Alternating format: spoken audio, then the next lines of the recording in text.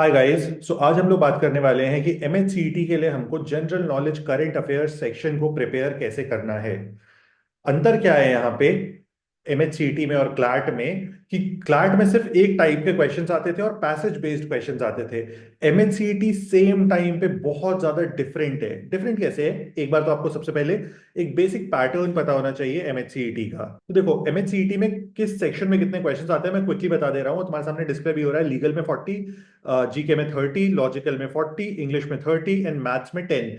This makes a total of 150 questions. अब इन 150 questions में 30 questions जो जीके से आने वाले हैं, ये हम लोग के लिए सबसे ज्यादा इंपॉर्टेंट होने वाले हैं और ये बहुत बड़ा डिसाइडिंग फैक्टर होगा, जस्ट लाइक क्लैट। देखो क्लैट तो इस साल बहुत ज्यादा अजीब आया था, तुम लोग सबको पता ही है, और उसके अजीब होने की वजह से ही तुमको शायद एमएचसीईटी की प्रेपरेशन करनी पड़ रही है, जिसके बारे में तुमने कभी सोचा भी नहीं था। लेकिन दिल छोटा करने की बात नहीं है। अब जो सामने आ चुका है हमें उसको अच्छे से करना चाहिए और एमएचसीईटी से बेस्ट कॉलेज क्रैक करने की कोशिश करनी चाहिए। हालांकि सीट्स बहुत ज्यादा कम है, इसलिए थोड़ा सा सोच समझ के प्रेपरेशन करना और ऑल्टरनेटिव ऑप्शंस को भी देख लेना बहुत ज्यादा हेल्प करेंगे तुमको। तो सबसे पहले तो कि 30 मार्क्स का आने वाला है जीके सीए। अब इन 30 मार्क्स में हमको क्या क्या पूछा जाने वाला है ये जानना हम लोग के लिए सबसे पहले बहुत ज्यादा इंपॉर्टेंट है, और कहाँ कहाँ से क्वेश्चंस आएंगे। तो देखो क्लैट में हम लोग को पहले से बताया गया था कि आपको सिर्फ करंट अफेयर्स आने वाला है, और इस करंट अफेयर्स के बेसिस पे आपको स्टैटिक जीके के क्वेश्चंस पूछे जाएंगे। लेकिन यहां पे ऐसा बिल्कुल भी नहीं है। एमएचसीईटी अपने 30 मार्क्स के लिए बहुत ही डिफरेंट पैटर्न को फॉलो करता है। मैंने आप लोग के लिए 10 स्टेप्स निकाले हुए हैं, 10 टॉपिक्स निकाले हुए हैं। अगर आप उन 10 टॉपिक्स को अच्छे से पढ़ते हो तो आपके हाईएस्ट मार्क्स आने की प्रोबेबिलिटी है। देखो एमएचसीईटी में मार्क्स की कोई भी प्रोबेबिलिटी दी नहीं जा सकती है, क्योंकि सारे के सारे क्वेश्चंस बहुत ज्यादा रैंडम होते हैं। कहाँ से उठ के कौन सा क्वेश्चन आ गया आप उस चीज को एंटिसिपेट नहीं कर सकते हो। इस थोड़ा सा डिफिकल्ट होता है इन कंपैरिजन। तो देखो सबसे पहले तो हाँ मैं बता देता हूँ तुम लोग को स्टैटिक जीके में क्या करना है, कौन से टॉपिक्स पढ़ने हैं। करंट अफेयर्स में क्या करना है, कैसे करना है, बहुत सिंपल है। करंट अफेयर्स में बहुत सिंपल है, और करंट अफेयर्स पे अपन second half of the video में बात करते हैं। पहले अपन स्टैटिक जीके को कवर करेंगे। स्टैटिक जीके कैसे पढ़ना है, कहाँ से पढ़ना है, क्या चीजें आने वाली हैं।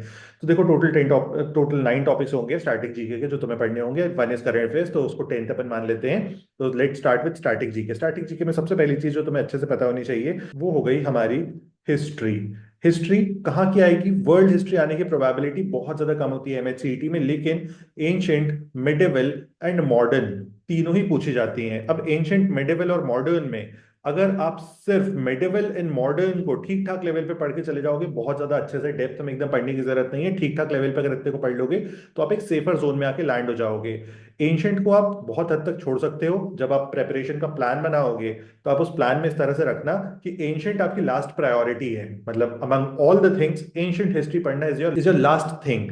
तो एंशंट पे बहुत ज्यादा फोकस नहीं करना है, एंशंट को क्रॉस कर देते हैं। बाकी इन दोनों पे अच्छे से फोकस रखना है। Number 2, geography. ज्योग्राफी फिर से आपको इंडिया प्लस वर्ल्ड ज्योग्राफी के बारे में थोड़ा सा एक आइडिया होना चाहिए।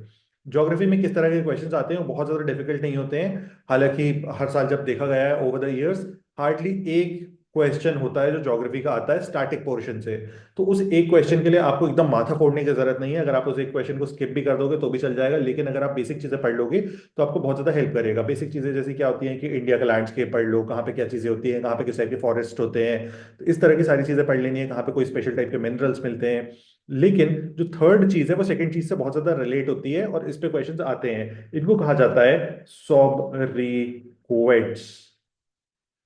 सॉब्रिक्वेट्स का मतलब होता है फेमस नेम्स। ये बहुत ज्यादा रिलेट करते हैं ज्योग्राफी से, फेमस नेम्स। अब ये फेमस नेम्स वर्क कैसे करते हैं, फॉर एग्जाम्पल आपको पता होगा शायद इंडिया में एक सिटी है जिसको कहा जाता है पिंक सिटी। तो आपको पूछ लिया जाएगा कि पिंक सिटी के शहर को कहते हैं, या फिर आपको पूछ लिया जाएगा इसका रिवर्स क्वेश्चन कि जयपुर को कौन सी सिटी कहा जाता है, pink city, blue city, green city, इस तरह से। एक हो गया पिंक सिटी। इसके बाद आपको वर्ल्ड लेवल पे पूछा जा सकता है बिग एप्पल की सिटी को कहते हैं, तो आपको बताना होगा कि न्यूयॉर्क को कहते हैं। तो इस तरह से के क्वेश्चंस आते हैं। तो आप ज्योग्राफी अगर पूरा इन एंड आउट नहीं पढ़ना चाहते हो, बहुत ज्यादा बोरिंग लगता है, उन उस सिचुएशन में आप इस पॉइंट नंबर 3 को कवर कर लो एंड पॉइंट नंबर 4 को कवर कर लो। Point number 4 is rivers, major rivers and उसके बैंक पे कौन सी सिटीज हैं उनको पढ़ लो। देखो इसको पढ़ना बहुत ज्यादा आसान होगा, और इसको आप एक बार में पढ़ सकते हो क्योंकि आपको याद रहेगा। फॉर एग्जाम्पल, दिल्ली किस रिवर के बैंक पे है? यमुना। गंगा के बैंक पे कौन सी इंपॉर्टेंट सिटीज है, कौन सी मेजर सिटीज है, आप पढ़ सकते हो। संगम कहाँ पे होता है, आप पढ़ सकते हो क्योंकि कुंभ मेला होने वाला है, तो इसलिए ये क्वेश्चन भी आपके लिए इंपॉर्टेंट बन जाता है। इसके बाद फिफ्थ, आपको, आपने शायद देखा होगा टाइप के क्वेश्चंस रहते हैं जिसमें आपसे पूछा जाता है tallest building in the world. Easy questions होते हैं बहुत।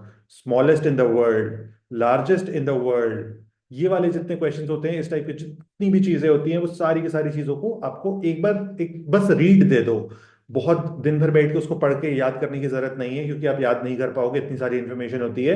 दुनिया में किसी को भी याद नहीं है ये सारी की सारी इन्फॉर्मेशन। जो लोग यूपीएससी के लिए प्रिपरेशन करते हैं, फॉर एग्जाम्पल जो टीचर्स तुम्हें पढ़ा रहे होंगे, वो मोस्टली यूपीएससी प्रेप या इस तरह के किसी ना किसी एग्जाम की प्रेप करते हैं, तो उनको ये सारी चीजें ओवर द ईयर्स पढ़ते पढ़ते बहुत ज्यादा याद हो जाती हैं। इसलिए उनको पता होता है, उनसे बिल्कुल भी जेलस फील करने की जरूरत नहीं है, उनसे कॉम्पीट करने की जरूरत नहीं है। उससे ज्यादा अच्छा रहेगा कि तुम अगर सिर्फ उसको एक लुक दे दोगे तो तुम्हारे लिए बहुत ज्यादा आसान हो जाएगा। अच्छा, ये चीजें तुम्हें मिलेंगी कहाँ पे?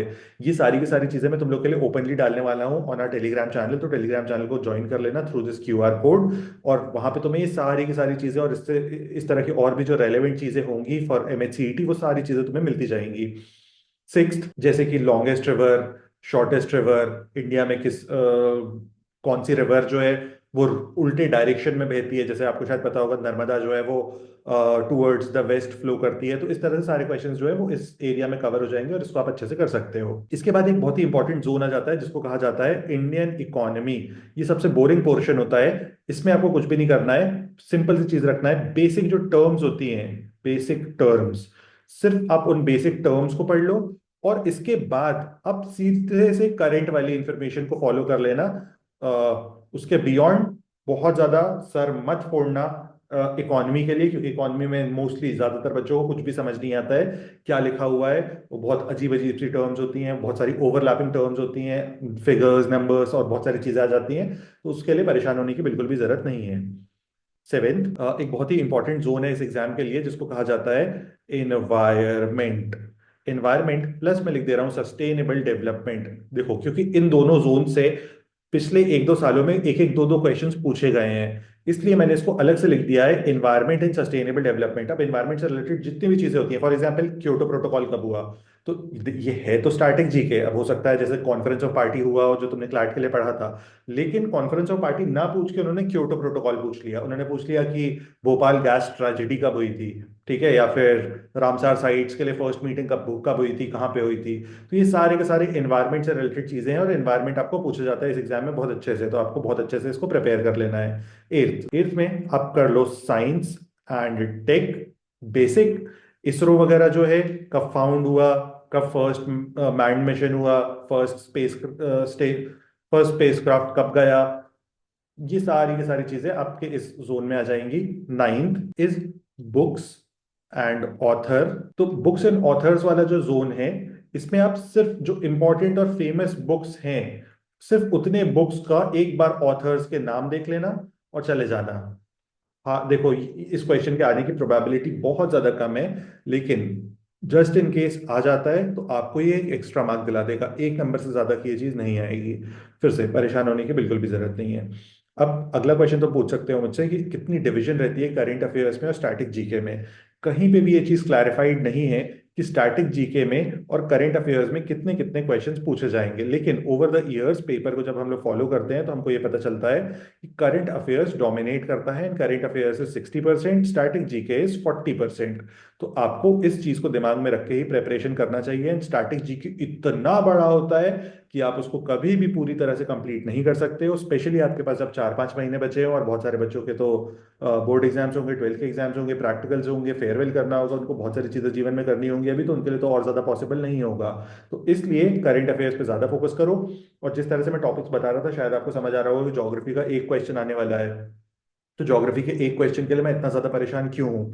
लेकिन at the same time rivers and banks आ गया, tallest building, shortest building, tallest longest river, biggest mountain, इस तरह के कोई भी क्वेश्चन आ गए, या फिर सबसे बड़ी सिटी कौन सी है, इस तरह कोई भी चीज अगर आ रही है तुमको, तो उनको याद करना और उनको रिकॉल करना बहुत ज्यादा ईजियर होता है in comparison to other other topics. तो इसलिए उन टॉपिक्स पे ज्यादा फोकस करो। अब इसके बाद करंट अफेयर्स में क्या क्या चीजें करनी है, तो देखो करंट अफेयर्स में जो क्वेश्चन आएंगे वो वन लाइनर्स आएंगे। वन लाइनर्स के साथ प्रॉब्लम क्या होती है, हर क्वेश्चन एक अलग टॉपिक होता है।